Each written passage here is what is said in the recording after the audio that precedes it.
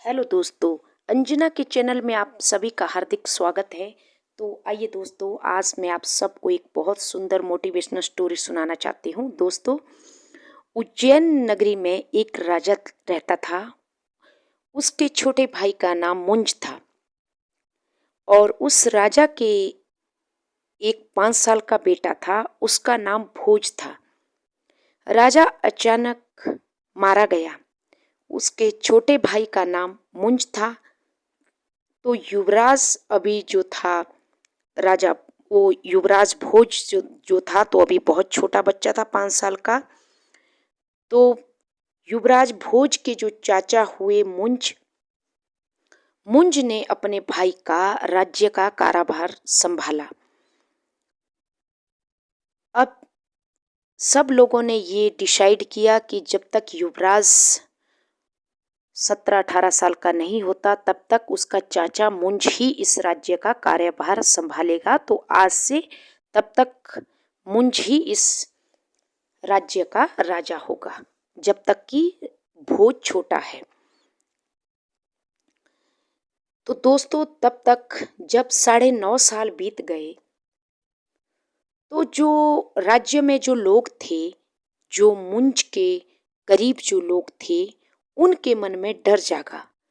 उन्होंने राजा मुंज से कहा कि अब तो युवराज भोज बड़ा हो रहा है, बड़ा हो गया है। अब हमें लगता है कि राज्य की जो सत्ता है हमारे हाथ से चली जाएगी, क्योंकि जब भोज राजा बनेगा तो हो सकता है वो दरबारी भी कोई और ही चुने। तो उन्होंने राजा मुंज को भड़काना शुरू कर दिया युवराज भोज के खिलाफ। भोज दोस्तों बहुत ही लोकप्रिय थे। जो युवराज भोज थे वे बहुत ही सुंदर तलवारबाजी चलाते थे और बहुत ही संस्कारी थे और लोग उन्हें बहुत ज़्यादा पसंद करते थे। मुंज जो उनका चाचा था, उसके मन में लोभ आ गया अपने दरबारियों के समझाने पर। तो मुंज को लालच आ गया कि सत्ता मेरे हाथ में ही रहनी चाहिए। दोस्तों, यही लोभ है जहां पर भाई भाई का संपत्ति के लालच में भाई भाई एक दूसरे के दुश्मन बन जाते हैं। अब दोस्तों, मुंज ने प्लान बनाया, जो राजा था मुंज, और उसने अपने सेनापति को बुलाया कि तू राजकुमार भोज को जंगल में अकेला शिकार खेलने के बहाने से ले जा और वहां पर उसको अपनी तलवार से उसका सिर काट देना। और उस तलवार का जो भोज युवराज भोज का जो खून तलवार से लगा होगा, वो तलवार मुझे खून से रंगी हुई दिखाना, तब मैं यकीन मानूंगा कि तूने युवराज भोज को मारा है। अब सेनापति तो कुछ नहीं कर सकता था, उसको राजा मुंज का कहना मानना पड़ा और वो युवराज भोज को जंगल में ले गए। जब उन्होंने वहां पे शिकार खेला, तो जो सेनापति था उसको बहुत पसीना आ गया और वो घबरा गए। अब भोज तो बहुत चालाक थे, तो युवराज भोज ने उनसे पूछा कि हे सेनापति, आप इतने घबराए हुए क्यों लग रहे हो? ये पसीना क्यों आपको आ रहा है? तो सेनापति ने कहा कि युवराज, मुझे आपके चाचा ने कहा है कि मैं आपको मार दूं, ताकि वे खुद ही राज्य के राजा बने रहें। तो भोज घोड़े से नीचे उतर गया और कहा कि कोई बात नहीं सेनापति जी, आप अपना कार्य कीजिए और मेरा सिर काट दीजिए। सेनापति ने कहा कि नहीं युवराज, ये तलवार आपके पिताजी ने मुझे भेंट की है, इसी तलवार से मैं आपको कैसे मार दूं?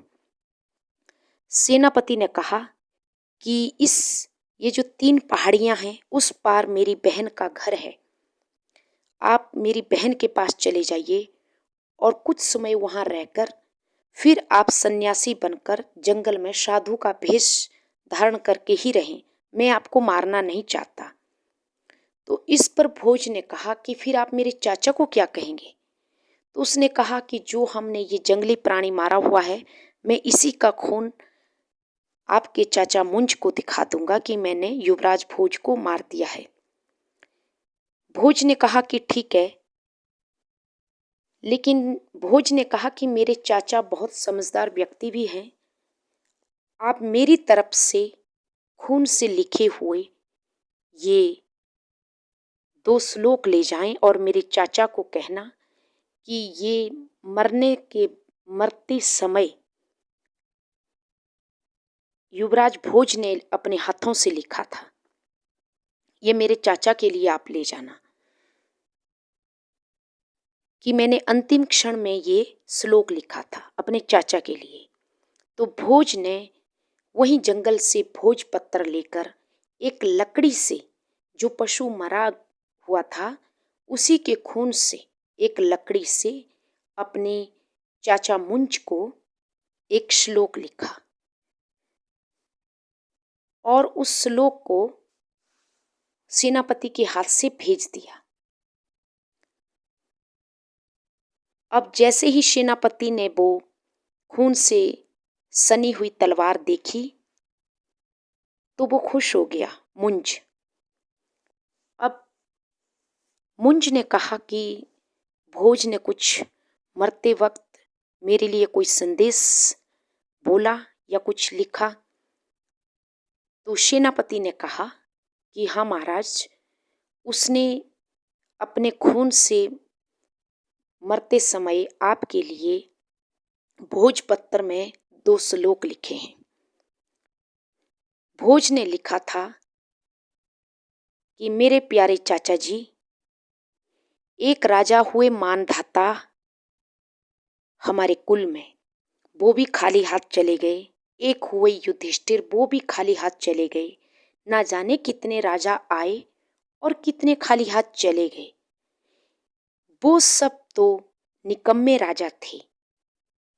ये सब मरे, परंतु इनके साथ जमीन नहीं गई। आज मुझे पहली बार मालूम हुआ चाचा जी कि जब आप मरोगे तो ये सारा राज्य और ये पृथ्वी आपके साथ जरूर जाएगी। जब राजा मुंज ने ये श्लोक पढ़ा तो वो जोर जोर से रोने लगा कि हाय राम, ये मेरे से क्या हो गया? मेरी बुद्धि कैसे भ्रष्ट हो गई? कि मेरी बुद्धि भ्रष्ट कैसे हो गई? दोस्तों, अब वो जोर जोर से मुंज चिल्लाने लगा कि मुझे उसी जगह पर ले जाओ जहां पर मेरा भतीजा तुमने मारा था।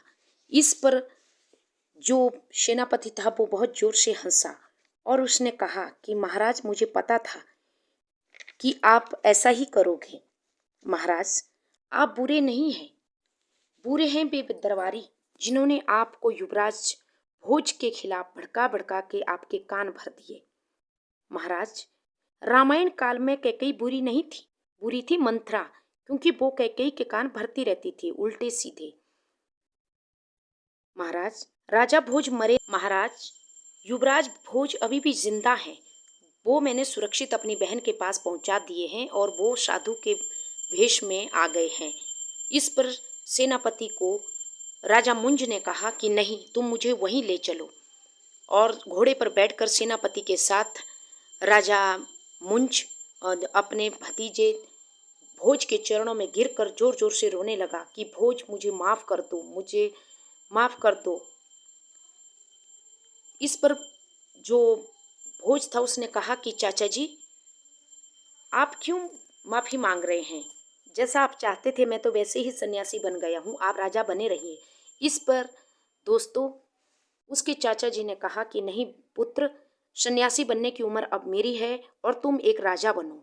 दोस्तों, मुंज एक बहुत बड़े सन्यासी बने और राजा भोज बहुत ही यशस्वी राजा के रूप में, एक धर्मात्मा राजा के रूप में विख्यात हुए। भोज की कहानियां तो आप सभी लोग जानते ही होंगे। दोस्तों, ये तो थी कहानी। हमारे इर्द गिर्द भी बहुत सारे ऐसे लोग होते हैं जो हमारे कानों को बेवजह दूसरों के प्रति गंदगी डालते रहते हैं। फैसला हमारा होना चाहिए दोस्तों कि हमें क्या सुनना है और क्या नहीं।